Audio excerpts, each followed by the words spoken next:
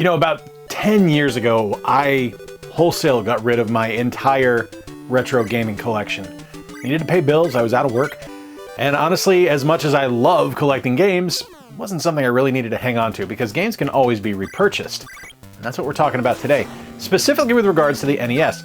I was thinking about it, how would I have restarted my NES collection? And looking at what I have right now, I've come up with 10 games that I think should have been top of my list, rather than kind of meandering through collecting. What's going on, everybody? I'm Jay. Welcome to Square Pegs. And today I wanted to talk to you about the NES. It does seem to be the most popular retro console out there, and for good reason. It's the NES, right?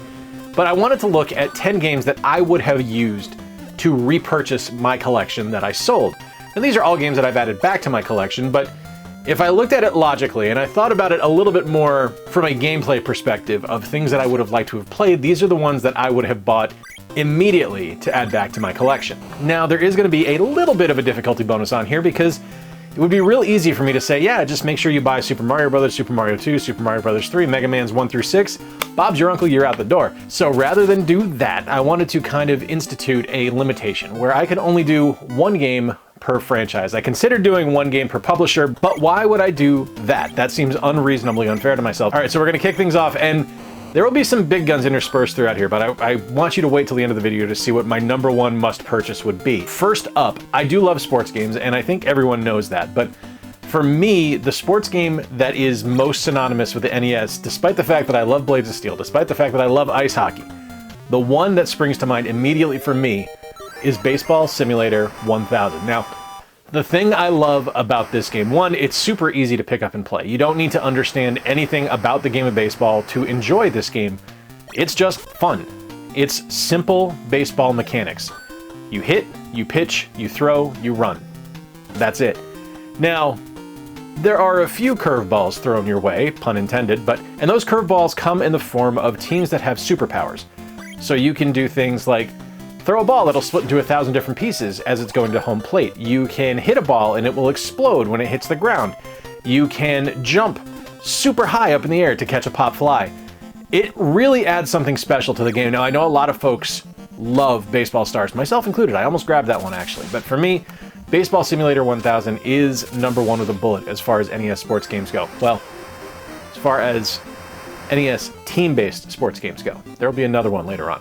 Now, this one will surprise absolutely nobody because I've talked about it numerous times on the channel in the past, and it's one that I just think is fantastic. I love the game. I think it's a brilliant entry from Capcom, and it is starring one of my favorite characters from comic strips, and that is Little Nemo the Dream Master.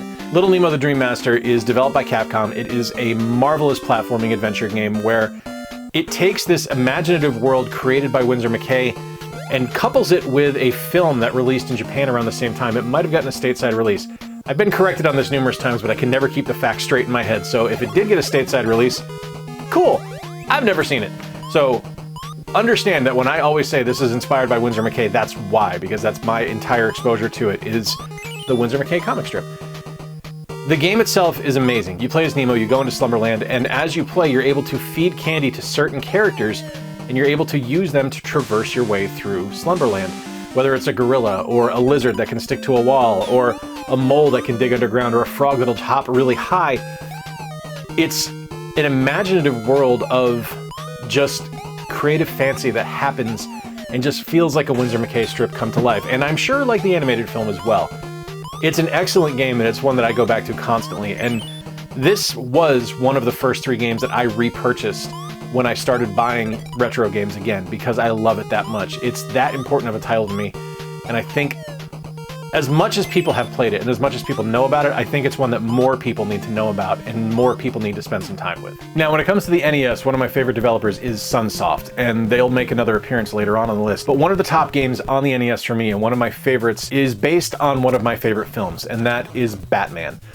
Batman was such a revelatory experience for me. It was a just truly unbelievable movie, and Tim Burton's vision of what the Dark Knight Detective was something that I wanted to have more of. So when this game released, when I was able to play in that grim and gritty noir world that Burton set up, and be Michael Keaton Batman to fight Jack Nicholson's Joker and all of the different goons and stuff like that he had, I was just enthralled. It's an unbelievably difficult game. I've never beaten it. I will one day, I'm sure, but it's one where I just look at it and I see it as a nearly perfect example of what you can do to make a licensed game a must-play. There's so many unbelievable licensed games out there, but this one here is near the top of the list. If you haven't played it just because it's a licensed game, don't overlook it, because it is absolutely fantastic. All right, up next is one that I just adore, and this is one that I am thankful to have this in my collection, because I was contented to just have my loose cart, and that's one that I've had since my childhood. It's the same one I've always owned. But a few years ago for Christmas, my wife actually tracked me down the complete in box copy of one of my favorite experiences on the NES, Star Tropics. Now, Star Tropics for me holds a special place in my heart for a lot of reasons. One, it was the first game and only game I've ever been allowed to call the Nintendo helpline on. I was stuck on the Ghost Boss, I didn't know what to do, and it was something that I just needed to get through it, and I couldn't figure it out, so my mom allowed me to call and find out what to do. But the real touchstone moment for me, and the real thing that just blew my mind, was the thing that I think blew everyone's mind with it, and that's the letter. If you know, you know. But the basic idea was that something in this video game, in this digital world, had a tangible aspect in real life that you were able to use and manipulate to further your advancement through the game. And that was incredible to me, and it absolutely blew my mind as a kid, and it blows my mind today that that was something that somebody thought of at Nintendo, because it's absolutely brilliant. I love the game. It's an action RPG where the overworld is definitely RPG style with all the map traversal and the city traversal and stuff like that, but when you actually get into game, it's decidedly an action game where you're hopping around, attacking the different enemies using your yo-yo, your baseball bat. It's just an unbelievable experience, and one of my favorite memories from childhood is playing Star Tropics. Normally, I would actually say a different entry for this series, because as much as I love this game, the second one is actually my favorite entry on the NES, but kind of like choosing between different flavors of Oreos, they're all going to be excellent, right? So when I look at the Super Mario Bros. Series, the first Super Mario Bros. Game is fine. It's not... It holds up in so much as that the mechanics are there and it's still a signature Mario experience, but for me, my favorite is Mario 2, but I don't actually own it. I've not found a copy yet in a condition that I am willing to spend money on, because I would like to get it complete in box. So for me, I'm going with Super Mario Bros. 3. Now, I know for a lot of people, this is a no-brainer because it's their favorite Mario entry, and I can't fault you for that. It's excellent. It's a perfect stage setting for everything that happened in Super Mario World, because that is my personal favorite Mario game. But Super Mario Bros. 3 is still an excellent game, with all the different power-ups, the different map traversal, the different levels, the world map that really came into play and showed us what the Mario series was going to eventually become. It's stuff that we saw in this game that is still happening today. Now, as much as I love Mario 2, and I say I would pick that one, if I really sit and think about it, I'm probably going to pick Mario 3 just because of how important of a game it is. And honestly, I go back to it more often than I do Mario 2. Like, even having the Switch Online service, Mario 3 is the one I boot up the most often. So maybe I'm in a little bit of denial by saying Mario 2 is my favorite and it's actually Mario 3, but I mean, you can't go wrong with either of them. They're both fantastic games. But for this series, for this video, we're looking at Mario 3, and yeah, you just can't go wrong with it. And it's not that expensive. It's like under 30 bucks, so definitely something that I think everyone should have in their collection. Now, remember earlier when I said team-based sports games were represented by Baseball Simulator 1000, but there was going to be a single-player sports game as well? Well, here it is. That is not... Oh, yes, it is. That is Punch-Out. Whether you go classic Mike Tyson's Punch-Out or you go Punch-Out with Mr. Dream, either one works. They're both fantastic games, and honestly, the only difference is that end boss, whether you're fighting Tyson or you're fighting Mr. Dream. It is, to this day, one of my favorite experiences as a child was playing Punch-Out and getting to Tyson. Like, I remember that sense of accomplishment and that sense of achievement of getting there. And it's such a wonderful game that, to this day, holds up. It was kind of the first rhythm game when you stop and think about it, because that's really what it was. You had to find the patterns, you had to find the rhythm to be able to beat the characters you were boxing. Now, it starts you off simple with Glass Joe, of course, but as you go through, characters are going to start to gain complexity and start to gain different abilities and different forms and different moves that they're going to use that you need to find the rhythm of to really get a hold of. Like, for me, that first fight against Bald Bull, where he does the bull charge, is kind of that first moment where I go, oh, this is different than what I'm used to. This is different than every other fight we've had so far. Sure, you have Don Flamenco, where you're able to punch him repeatedly in the face. You have the stomach punches for King Hippo, but that bald bull fight is the first one where I really felt like this was something different. And that's carried forward to today. The Punch-Out game that came out on the Wii is magnificent. I talked about it the other day. Super Punch-Out is, of course, incredible, but this stuff was all stuff that served to make rhythm games so much fun. There's a lot of groundwork laid in Punch-Out that is seen in things like DDR, for example. It's all kind of the same game, just vastly different coats of paint.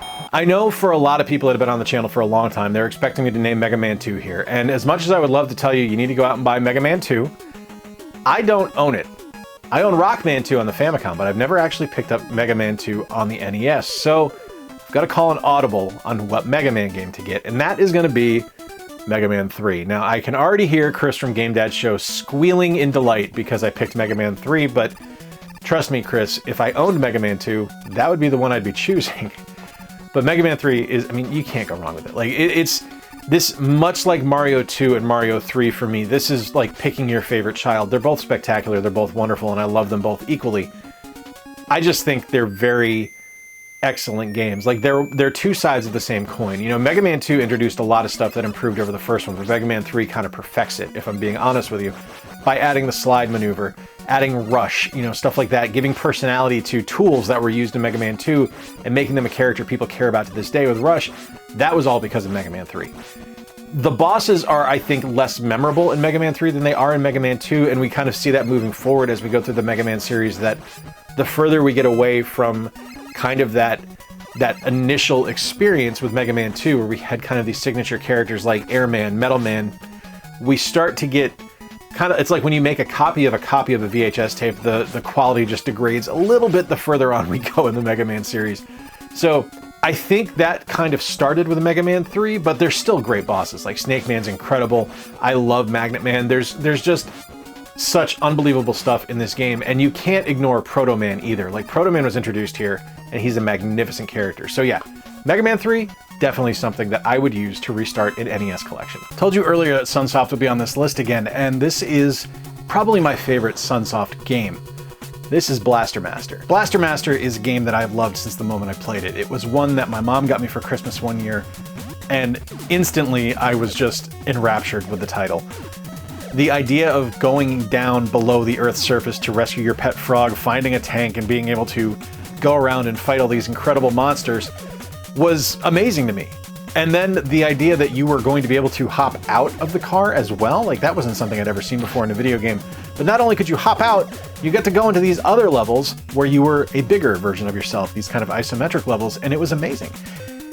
There was such a huge variety of gameplay present in Blaster Master that everything in it just worked. It was one of those just kind of perfect experiences on the NES. When I think about games on the NES that I needed to have immediately back, Blaster Master is near the top of the list.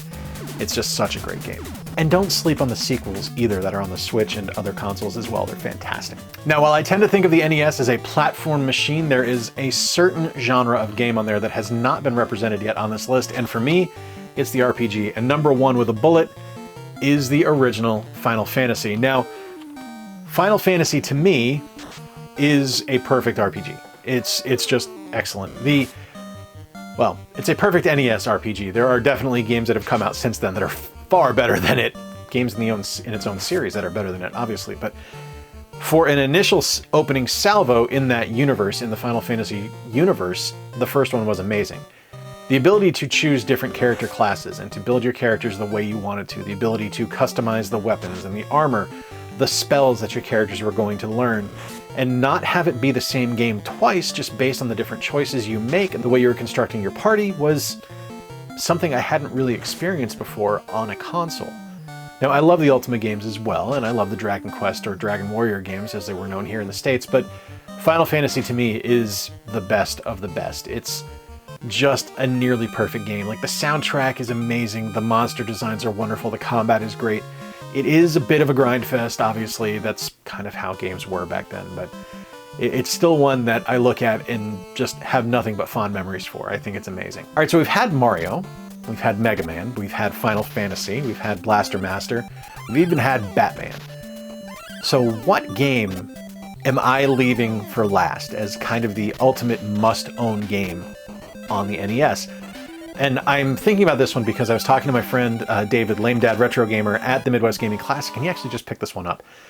And for me, this is probably one of the top 5 games on the NES for me. And it was one that, when I started buying retro games again, this is one that I had to have immediately, and that is DuckTales. DuckTales for me was just such an unbelievable experience, whether it was the amazing level design, the fantastic music, the ability to play as Scrooge McDuck and see Huey, Dewey, Louie, Webby, Launchpad, all the characters that I loved from one of my favorite cartoons as a kid. Everything just worked in DuckTales. It was and is a fantastic game. Whether you're playing the original on the NES, its sequel, or DuckTales Remastered, you just can't go wrong. I look at this game fondly, and I think of it as something that is near perfect as far as a platforming adventure goes, because not only did you have kind of the Mega Man style where you're able to go to whatever level you wanted to, but you also had kind of that signature Capcom touch of quality. It's just a near perfect game. It's a near perfect experience, and something that is still a blast to play to this day. Like, there's NES games that I loved when I was younger that I look at them now and I'm like, those are a little bad, but DuckTales holds up. So there you have it, my friends. Those are the games I would use to restart my NES collection if I were doing so now. Let me know in the comments down below what games you would pick, which games I overlooked. I know conspicuous by their absence are some Castlevanias, some Ninja Gaidens, definitely some racing games not on this list, RC Pro-Am, Rad Racer, things like that. So I would love to hear what your entries are. Let me know in the comments down below. If you're new around here, you enjoyed today's video, I do a couple videos a week where I look at the best in retro and modern gaming. I'd love to have you stick around. Be sure to hit that subscribe button if you're new here, and if you enjoyed today's video, click the like button as well, because that engagement sure does help the channel out. Till next time, folks, I've been Jay. I appreciate you spending a little bit of time with me. Remember to play more games, stay square, and take care. I'll talk to you soon.